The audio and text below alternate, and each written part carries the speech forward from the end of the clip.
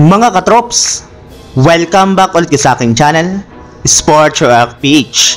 At ngayon nga ay pag-uusapan natin ang balitang pagkuha ng Sacramento Kings kay Kyle Kuzma.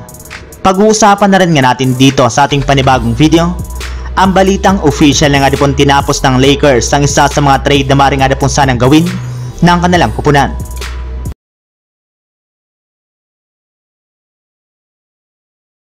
Kahit man nga po mga katrops, maayos pa rin ang kalagayan ng Sacramento Kings sa pagkakaroon nga po nila dito ng kasalukuyang record at 23 wins at 16 losses sa standings ng Western Conference, ay naniniwala pa rin nga po ang kanilang team na meron pang ilalakas ang kanilang lineup.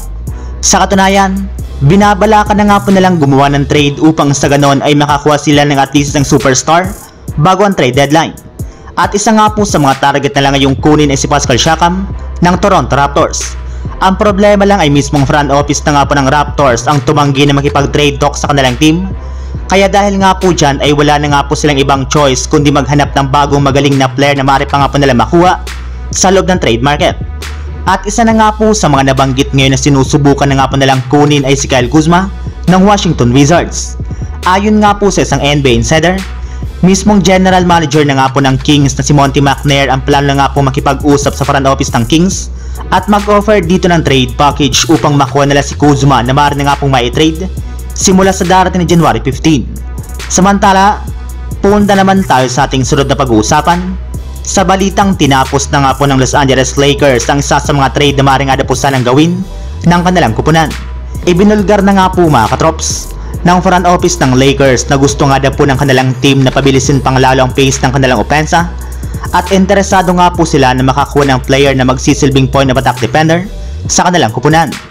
Kaya di na nga po nakapagtataka kung bakit karamihan nga po sa mga naibalitang target ng Lakers ay puro mga scoring guard, katulad na lamang ni Zach LaVine ng Chicago Bulls at ni DeJounte Murray ng Atlanta Hawks.